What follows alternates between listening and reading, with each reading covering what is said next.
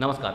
2025 का ये दिसंबर महीना चल रहा है, यानी कि लगभग 2025 का साल बीतने वाला है, आने वाला है नया साल 2026।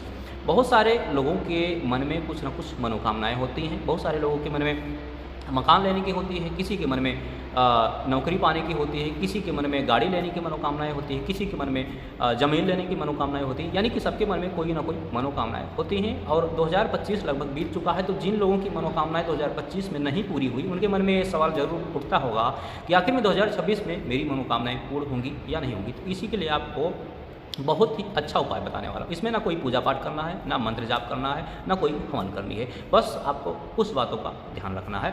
क्या करना है आपको? 1 जनवरी के दिन आपको सबसे पहले चेक करना है अपनी नासिका।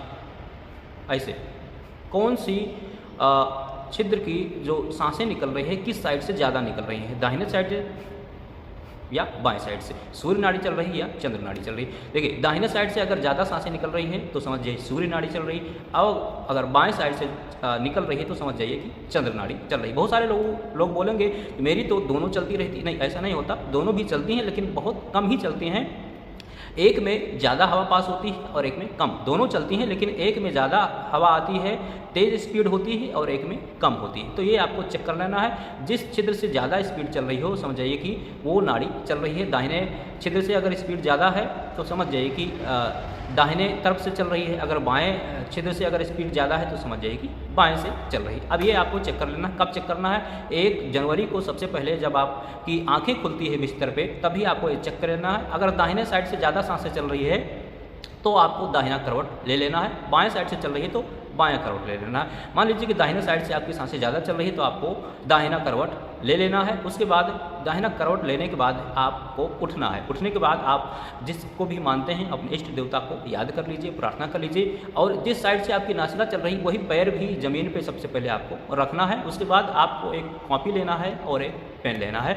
अगर आप कोई डायरी बनाए हो तो अच्छी बात है, उसमें आपको कुछ बातें लिखना है। क्या लिखना है? जो भी आपकी मनोकामनाएं हो। लिखना कैसे? मान लीजिए कि आपको डॉक्टर बनना है, तो आपका ये सोचिए कि एग्ज़ाम कब होने वाला है, रिजल्ट कब निकलेगा, इसका आप अनुमान लगा लीजिए। शायद लगभग पता ही होता है कि इस महीने में लगभग एग्ज़ाम होता है और इस महीने तक लगभग रिजल्ट निकल जाएगा। तो आप उसी के आसपास आपको कोई डेट डाल देनी है और महीना उसके आसपास का डाल देना है।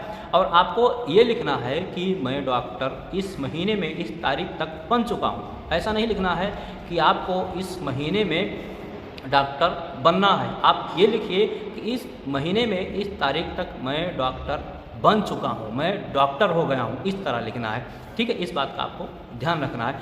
ये चीज़ आप लिख दीजिए। अब आपकी कोई भी मनोकामनाएं हो, ज़मीन लेने की हो या घर लेने की हो, मकान लेने की हो, तो आप लिख दीजिए कि इस महीने में इस तारीख तक मैं मकान ले चुका हूँ, मैं मकान ले लिया हूँ। इस तरह लिखना है। ऐसा नहीं लिखना है कि मुझे मकान लेना है, ठीक। ये आपको ध्यान रखना है। ये चीज़ आप लिख दीजिए। उसके बाद आप ये कहीं पर छिपा दीजिए, यानी कि किसी के हाथ में ये चीज़ ना लगे जहाँ पर आप लिखे हो, ठीक है। ये उपाय आप करके देखिए, बहुत ही अच्छा उपाय है, आजमाया हुआ उपाय है, ठीक है। अगर आप ये उपाय करते हैं तो लगभग भगवान की कृपा से आपकी मनोकामनाएं 2026 में जरूर पूर्ण हो जाएंगी। वीडियो अच्छी लगी तो वीडियो को लाइक करें, चैनल को सब्सक्राइब करें। जय श्री राम।